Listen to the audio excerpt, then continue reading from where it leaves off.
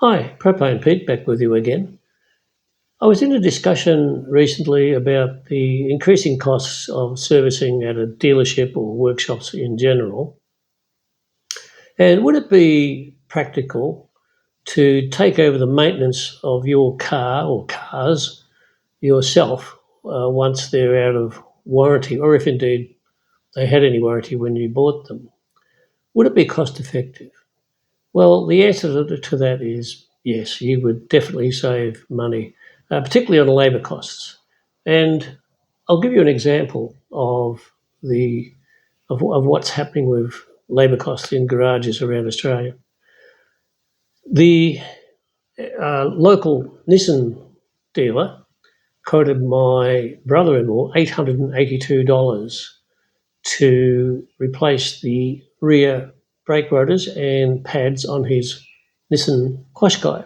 Now, that vehicle is under an extended warranty program, which stipulates that all work on that car must be done at a dealership, Nissan dealership, or a Nissan-approved garage. So he's stuck with it. He has to keep the car there.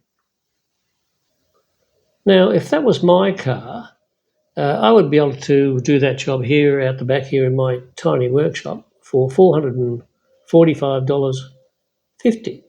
That's a saving of $436, almost half the quote of the dealer. Now that is a big saving, almost half. So was the dealer trying to rip him off? No, they weren't, not at all.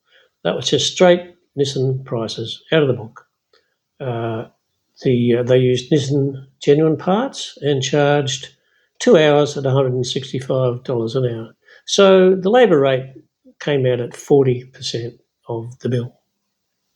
My cost of doing that here out the back here in my tiny workshop would have been $445, and no labour, of course, and that was using not genuine parts but good quality parts from Repco and Bendix.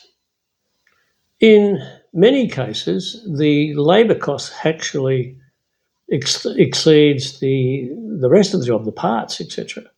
And a good example of that is the Toyota Land Cruiser 4.5 litre V8 diesel motor, a very, very good, robust engine.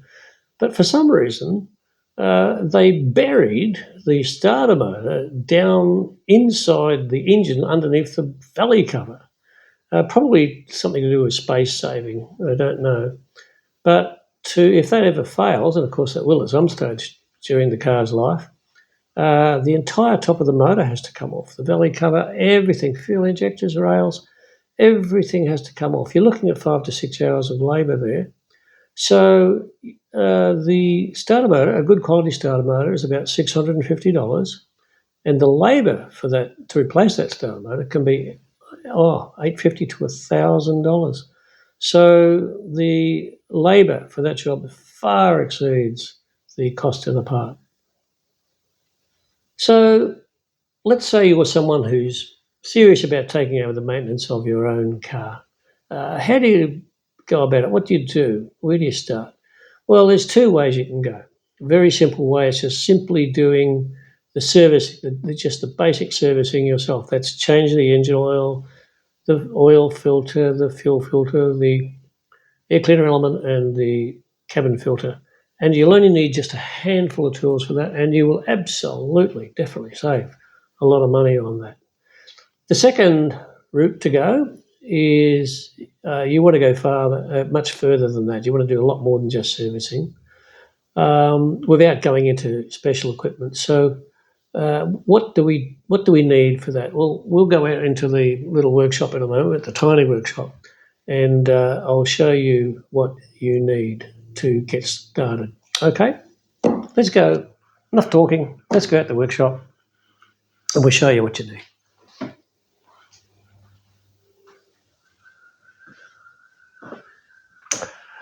Rightio, if you suffered so far into this little video, I'll assume you're pretty serious about looking after your car yourself. So where do we start? Well, obviously somewhere to work.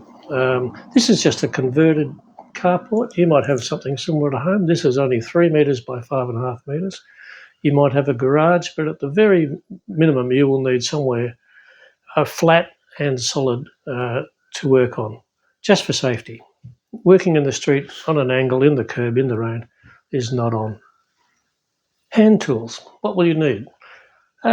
I'll be quoting some prices in Australian dollars, just for reference, from Repco, Supercheap, Trade Tools, Sydney Tools, places like that. I'm not connected with any of those stores. I'm just a regular customer, too regular sometimes. Tool stores are very addictive, lots of flashing lights everywhere and colours, and you can be tempted to buy a really big combination toolkit. But I suggest starting from scratch, just buying what you need, because with those big combination sets, quite often you end up buying tools that you'll never need. Also, there's no need to buy power tools, not at this stage anyway. You might get something down the track, but to start off with, just ordinary hand tools.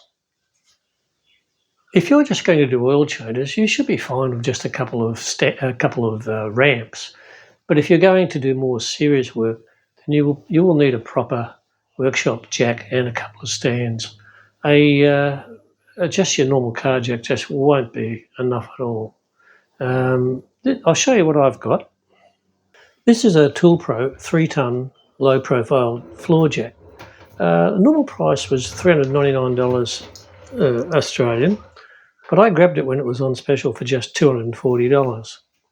You might get away with a smaller garage jack if you have a small light car, but they tend to not provide enough working height. Safety stands are a must. Don't even think about house bricks. I have 4 stands, but you can start off with just 2. These are 3,000 kilos, 3 metric tons, because I've had Toyota Land Cruisers and a motorhome here in the past up on stands with all wheels off. They're about $100 each. And another good thing to have is a garage creeper. It'll save your back. This one also folds into a mobile seat. It's great for doing great brake jobs. They're about $40. If you decided just to do just general servicing, changing oil, filters, etc., you'll need something to get the oil filter off with, depending on what type it is.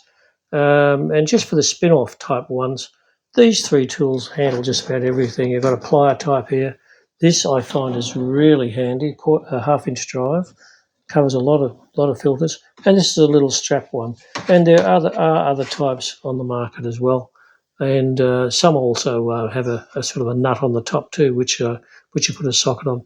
But those 3 will cover pretty well most of the filters you will come across. Oil changes. You'll need a pan to catch engine oil, and I thoroughly recommend you spend $31 and get one of these. It holds 17 litres. It also doubles as a sealed container, so you can store the old sump oil securely with no leakage for as long as you like before disposal. You remove the yellow air vent plug on the left, remove the plug in the centre of the shaped catchment area, and you drain the sump oil into that area. The vent on the left lets trapped air escape from the container as the old engine oil goes in. Put the plugs back in, clean the catchment container of oil, and store the container. A car like my Golf takes 4.8 litres of engine oil, so I could do 3 services before I need to empty the container at the local council recycling facility. These are really good. A drain pan like this works too, but I just use this for cleaning parts, then drain the leftover fluids and gunk into my 17 litre one. And of course, you'll need a decent sized funnel to pour new oil into your engine. Also, for your toolkit, you'll need a light to see what you're doing. I just have these 2 rechargeable lights, plus my overhead bench light. As for guidance, buy a workshop manual for your car. The Haines manual will set you back about $60 and give you information like torque settings and fluid capacities. and of course YouTube. You'll be able to find numerous videos of people doing the same job that you are intending to do on the same car. A tip: keep an eye out for special discount prices on engine oil, filters and tools. Buy ahead of time. The discounts are often really substantial and they pop up regularly. For example, this 5 litre container of Castrol 5W30 full synthetic engine oil is normally listed at $95, but a half price sale came up and I only paid $47.50. The 10 litre Penrite 5W30 is normally about $155, but I saw a sale was on and I got it for $77.50, half price. Full synthetic engine oil shelf life is about 5 years if the container remains factory sealed and is not exposed to excessive heat or cold. So keeping it stored for 12 months or so in the shed is not a problem at all. Hand tools. What do you need? Well, this is my go-to drawer, the top drawer. I'm going to assume that you don't have any tools at all at home. You might have a few, but I'll assume you've got nothing. So you would start off with something like this. This is a Sidchrome socket set. We've got 8mm to 19mm half-inch drive sockets. We've got the ratchet, the bar, 6-inch extension, universal joint. We've got some combination spanners, 8mm to 19mm here. And on the left here we've got AF. We've got AF, half-inch to 15/16, and some sockets, and also some combination spanners in, what have we got there, 3/8 to 3/4 inch. That is a good start. I've got another little set here because it's got a whole range of 1/4 drive and 3/8 drive, very small sockets. This is all metric spanners, and over here we've got AF again, 6-inch extension, 3-inch extension, and we've got 2 spark plug spanners as well. So just that alone, just this one, would be a good start. I've got other incidentals here. Actually, these are quite good. This is a little mirror, it's extendable. Both of these are extendable. Little magnet to fish out stuff if you lose it down the back of the engine. And I've also got all these extra spanners which I've picked up that fill in little gaps that you don't have with the main kit. These are quite handy. Little ratchet spanners. Turn them over and they go the other way.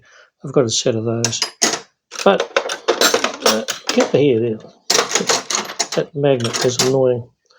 But that is a good start.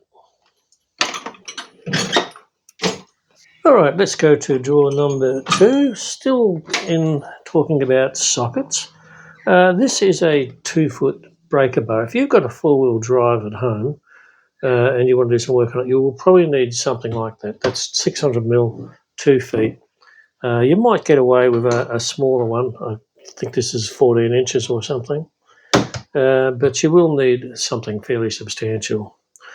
Over the past 20 years or so, you'll find as engines became physically smaller and there's less available space under the bonnet for the engine, they've moved from conventional hexagonal head bolts and nuts and screws to hex-headed Torx and multispline, or triple square, I think they call them in the United States. They're fairly expensive. They're $60 a rack Australian, but you will definitely need these. You will come across these all the time now. If your car is sort of less than 20 years old, you will definitely need them. I've got a 10mm. I use this a lot. These aren't very expensive. This is 1/4 drive. There's AF on the left, little ratchet, little bar, and these are 1/4 drive metric sockets. I use these little sockets all the time, and that as well. This plus the extension. This just fits in very nicely. So you end up with a series of 1/2 inch, 1/4 and 3/8 drives, and obviously they all don't connect. So what you do is I've picked up these little connectors. Now all these is about $40, and what they do is they connect 1/2 inch to 1/4 to 3/8 and backwards again, and with just a little bit of nous, you can connect everything together and greatly extend the flexibility of your tools. I've got some impact sockets here and a little roll of spanners there. These are fairly handy. They're not expensive. You've got hex and Torx. The only thing is, if there's something really tight and you really lean on these, they just flex. But they are very handy for some jobs, and they're not very expensive. So that's the second top drawer. Let's go to drawer number 3. Oh, I didn't put these away. Hang on a minute. Let's go get those all away. Yeah, these are about $100. Just to go back over this again, you will need one of these if you've got a 4-wheel drive. Okay, the red drawer. I do like red tools. Ignore all this. These are all pliers, circuit pliers. There's a lot of body panel upholstery things here as well. There's picks and little things. To get started with your home toolkit, all you will need is 6 sets of pliers, a pair of vice grips, side cutting pliers are very handy, pair of multi grips, standard pliers, and maybe a couple of pairs of pointy nose pliers. Those 6 items will get you going, and it's not overly expensive. Forget all the rest for the moment. That'll all come later. Okay, drawer number 4, screwdrivers. This is a standard kit that you can get anywhere. I think it's about $40, $50. Just a standard set of screwdrivers. These are all Stanleys. They're good quality, and they're not expensive. At some stage of the game, you will need a ballpeen hammer and some punches, and these are just some incidental screwdrivers that I've picked up over time. So all you need is that to start. And notice that you don't need to buy an individual toolbox. Everything comes in their own either plastic or metal box now, so you don't need to go out and buy a toolbox. What are we up to now? 1, 2, 3, drawer 5. This is the diagnostic drawer. So we've got a multimeter, a battery tester, and a diagnostic scanner. I've also got verniers, micrometers, other verniers, and a couple other things here. These 3 items are really necessary, actually. That little scanner, just on its own, over the past few years, has successfully diagnosed several cars, all running around with engine check lights on. And one of them didn't. One of the cars hardly even ran at all, wouldn't go up a hill. They're all running around happily now, and it all came down to this scanner. So those 3, they're quite necessary. I've got soldering irons and things there, but this is all you need to start. That'll get you out of a lot of trouble. Whoops. What are we up to next? This is woodworking, so don't worry about that too much. Shouldn't be there. And what's in the bottom drawer? This is the drawer I come to least, so I keep everything down here in the bottom so I don't have to bend over as much. Let's drag these out and I'll show you what's in them. Okay. Okay. I mentioned that you don't need power tools, but of course I have some. These are just quarter drive. They come in very handy. But I really don't use them a lot, but when I do, I really appreciate that I've got them. Let's put them over there. But you don't need these to start off with. You will need one of these. This is a tension wrench. This goes from 20 Newton meters to 210 Newton meters. And the small one is actually in pound inches or something, but there is a Newton meter range on it as well. This is from about 4 Newton meters to about 27 Newton meters. So between these two torque wrenches, I can cover the full range of everything I need. It's really important that you tension the sump plugs and wheel nuts up to specified torque. Don't just guess. You will need these, or at least one of them. Okay, let's put them back. Okay, lucky last. So what is this, you're asking? Well, if you've got any of the Volkswagen Group cars, a Golf Polo or a Skoda or something like that, or indeed any car that has rear disc brakes and utilises the rear caliper piston as the handbrake, to remove the caliper, you're going to have to wind the pistons back into the caliper body, and you can't really do that properly without a kit like this. This is about $91, and it's got a whole range of bits and pieces to successfully, pretty well any car, as I said, to get that piston back into the caliper body. I've used this a couple of times, and it's just so simple. As I said, it was only $91, but you will need this if you're going to do the brakes on the rear of a car that's got rear disc brakes and utilises the brake caliper piston as the handbrake. Let's put that back. Now, I think that's pretty well it.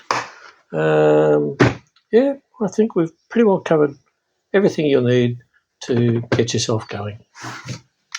Okay, so what have we purchased so far? Let's look at the list. We bought a proper workshop jack, 2 safety stands and a floor creeper.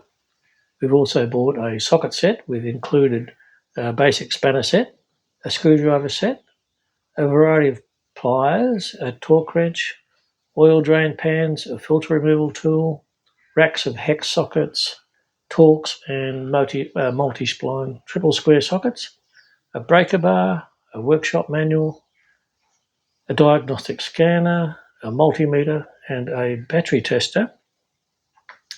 Now, all these come to a total of $1,650 Australian on today's prices, June the 3rd, 2026.